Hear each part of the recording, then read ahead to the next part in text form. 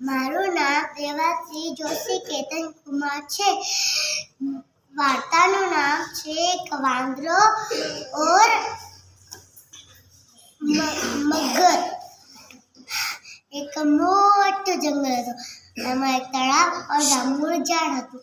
એ જાંબુના ઝાડ ઉપર એક વાંદરો રહેતો હતો। એ જાંબુ વાંદરો રોજ ખાતો और વાંદરા ભાઈ તો રોજ મજા કરતા। પછી તળાવની અંદર મગરી और મગર રહેતો હતો। પછી મગર બી પાણી પીવા આવતા, વાંદરો બી પાણી પીવા આવતો।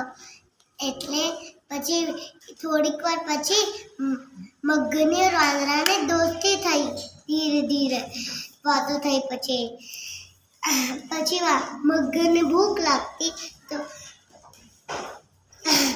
गोड़ गोड़ जाम्बू ए वांदरो नीचे नाखतो और मगर वही खाता। પછી रोज आता और भूख તેમની खाता और भूख પચાઈ દેતા। પછી એને એક વિચાર આવ્યો મગરને, થોડા જાંબુ મારી મગરી માટે લઈને જાઉં। એટલે થોડા જાંબુ આપ્યા। પછી મગરીએ જાંબુ ખાધા।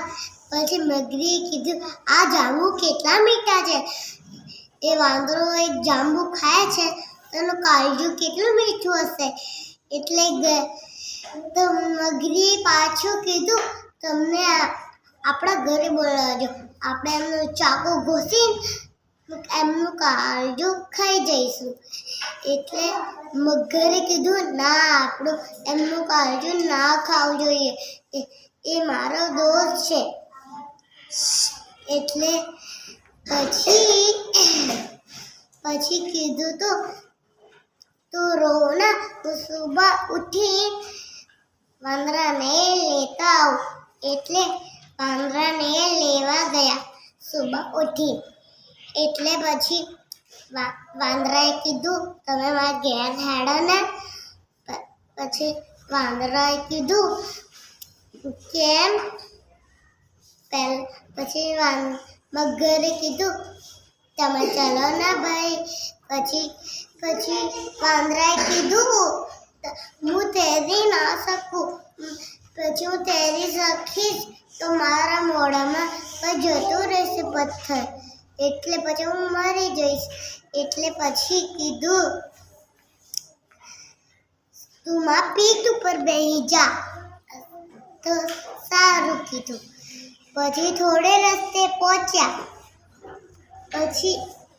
પછી વાંદરાએ પછી કીધું, હવે તો બોલો, તમારી મગરી મને કેમ બોલાવે છે, તમારું કાળજું ખાવા। ધીરે ધીરે બાપરે કીધું। પછી તો એને એક પ્લાન આવ્યો। પછી વાંદરાએ કીધું, મારું કાળજું તો મેં પેડ ઉપર સુકાવા મેક્યું છે। એટલે પછી